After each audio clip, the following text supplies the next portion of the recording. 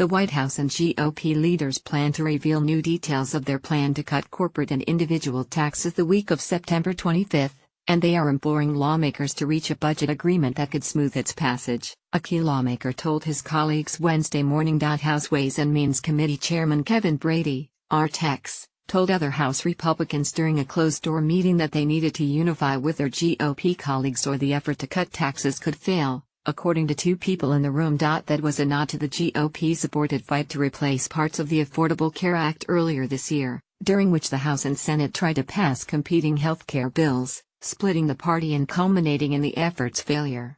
They want a much different outcome in their tax overhaul effort. Brady told his colleagues that the stakes are higher than ever that we deliver this year.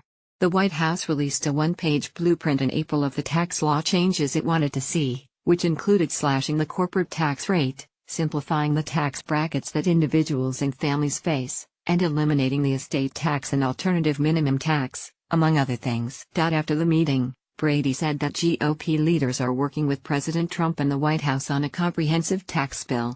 Leaders plan to unveil some details later this month before handing the legislation off to tax writers on the House Ways and Means Committee. The House will begin with the bill and we will continue to have work to do after the framework is laid out, Brady told reporters. The president is all in on this, and not just tax cuts, because that gives us a temporary stimulus, but redesigning the code so we can compete and win anywhere in the world.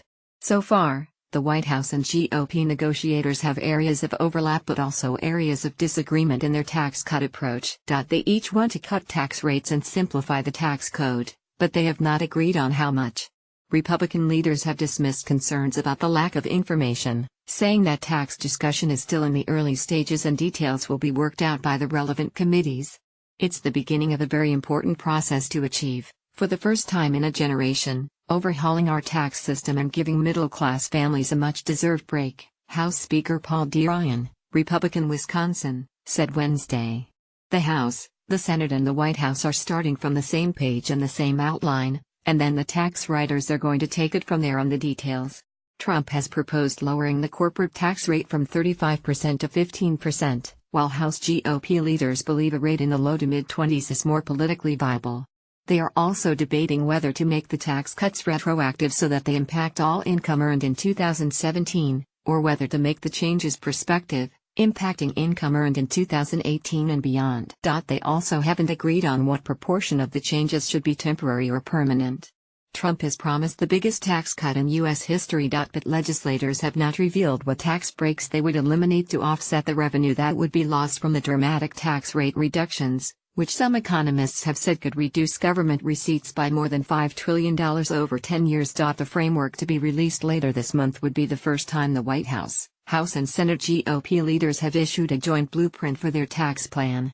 It will have some details but still leave plenty of decisions unresolved, as lawmakers are planning to debate and decide on changes during House and Senate votes. Brady also reminded members that House and Senate budget writers will need to reach an agreement in mid-October on budget levels for 2018 to ease the path to passing an eventual tax bill. They need to pass matching budget resolutions to trigger a process called reconciliation, which allows them to pass changes to the tax code through a simple majority in the Senate. Republicans control just 52 of the 100 Senate seats, and if they don't have matching budget resolutions, they would need 60 votes in the Senate to pass a new tax plan. The White House has begun reaching out to key Democrats in an effort to bring them into the process, but their support is far from certain. Asked whether Democratic votes would be needed, Ryan said Wednesday, "I would love to have the Democrats supporting and working with us in a constructive way on tax reform, but we're going to do it no matter what." Many conservatives, however, have been unwilling to sign off on a budget until they see the full details of the tax proposal. Opponents of the budget plan say they went along with GOP leaders' pleas this year that they had to pass a bare-bones budget to pave the way for repealing and replacing the Affordable Care Act. Conservatives went along, only to see leaders struggle and fail to follow.